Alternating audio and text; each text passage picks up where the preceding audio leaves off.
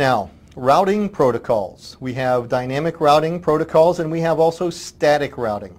Now, static routing is generally used in very small, very stable networks where I might have a routed network with a few routers, maybe 5 or 10 routers, and I will manually configure the route tables on these routers. In other words, I'll teach the router, out of this interface you can get to those 4 networks. Out of this interface you can get to those 10 networks. Out of a third interface you can get to another 5 different networks. And so I will manually configure the route table on each of these routers. This is called static routing. It doesn't grow well, it doesn't scale well, it doesn't adjust well. It's all manually controlled, manually entered in commands. With dynamic routing, I would implement a routing protocol such as RIP, RIP version 2, OSPF, IGRP, EIGRP, BGP. These are a handful of dynamic routing protocols. And these are services that run on the routers that communicate with the other routers in the network. So that router 1 tells router 2 about all the networks he knows about. Then router 2 knows now about his networks along with router 1's network. Router 2 will now tell all the other routers in the network about the networks connected to router 1 and router 2. And so they share information amongst themselves so all the routers understand all the networks that are connected to all the routers that are running the same dynamic routing protocol. Earlier dynamic routing protocols such as RIP were fairly weak and lent themselves fairly well to attack. You could actually poison the routing system and actually take over or actually hijack a network by poisoning the route tables because they were unauthenticated. There was no validation of the information that was provided. If a router heard a RIP statement, the router would simply modify his route table to accommodate those changes. These days we use strong authentication and maybe even digital signatures to validate the authenticity of the sender and the integrity of the information being provided by the sender. 2 main algorithms used in dynamic routing protocols. The first one is called the distance vector routing protocol. This was used in the earlier RIP version. Actually, even RIP v2 uses the distance vector routing protocol.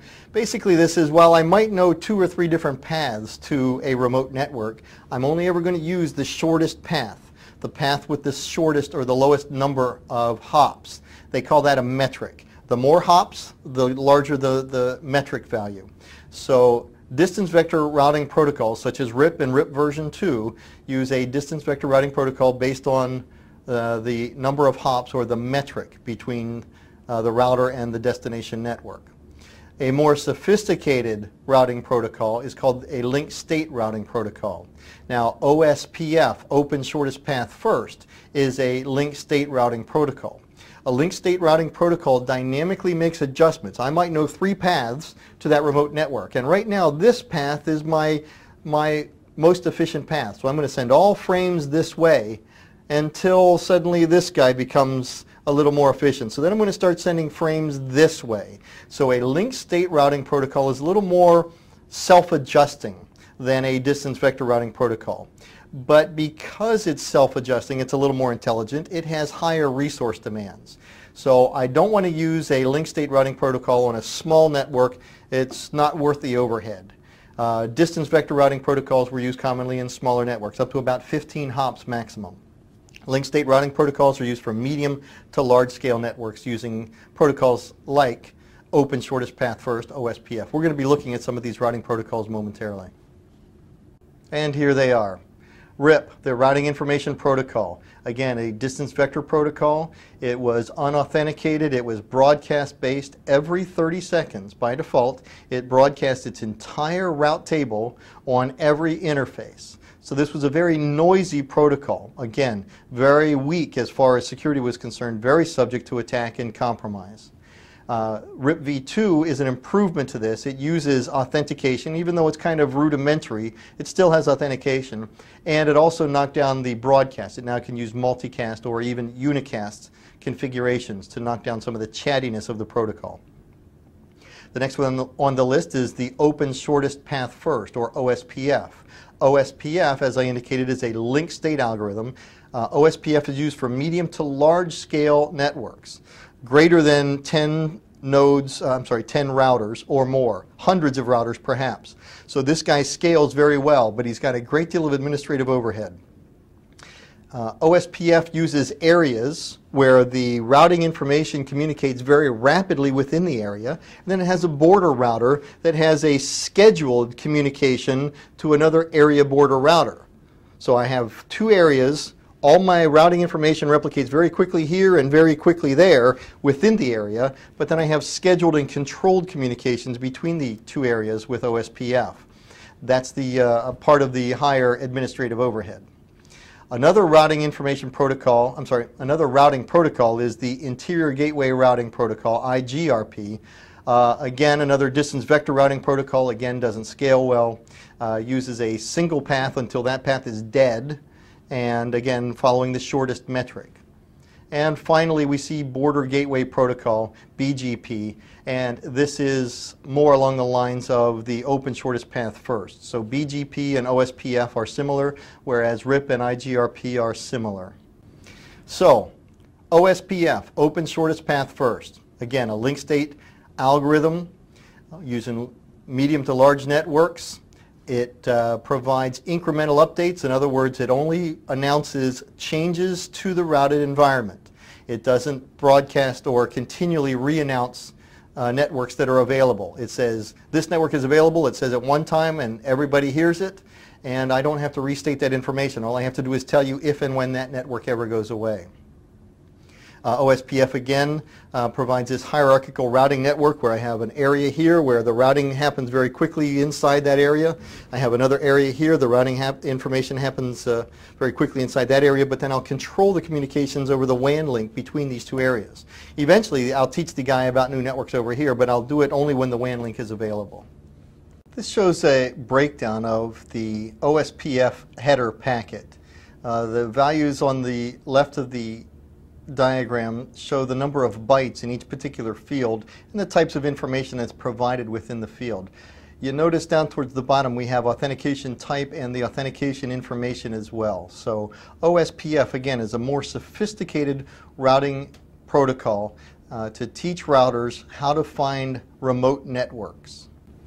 IGRP, as we had discussed, is a distance vector routing protocol, and it is Cisco proprietary. It is a Cisco version of RIP. It has some enhancements over RIP, but again is proprietary to Cisco routers.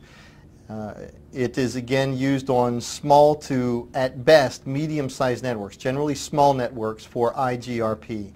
But again, distance vector routing using a metric, the number of hops between here and the destination network. Whatever is the lowest number metric, that's the one path I'll take until that path fails. And then I'll roll to my next higher metric path. BGP is a larger scale routing protocol. Border Gateway Protocol uses autonomous systems or areas, and again, very much like OSPF, where one area, the routing information gets communicated very rapidly within that area. There's a second area, the routing information gets communicated very rapidly within that area, but in between those two areas, using the border gateway routers, that's where I'll control the flow of information to minimize the administrative overhead of my routing protocol on that WAN link.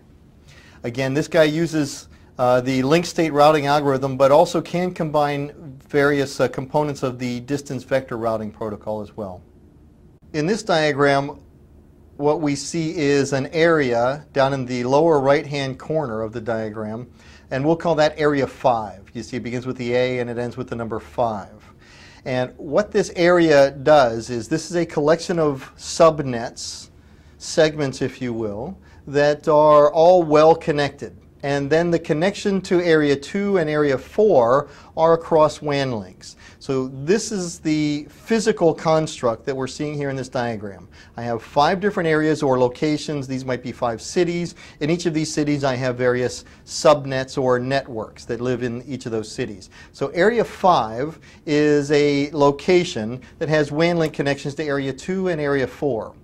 What BGP does is, over a controlled communication over that WAN link, I'll tell area 2 and area 4 about my networks.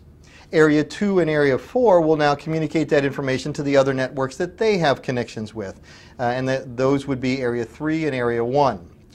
Now, the major point of this slide has to do with the green table at the top. You notice how the routers are all programmed to follow a certain path to go to a certain destination network.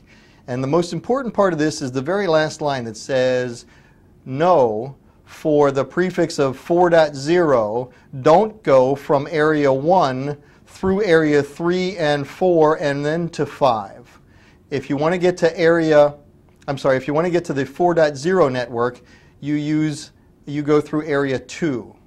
And that is the value of BGP, is that it teaches Area 1 the best way to get to a remote network.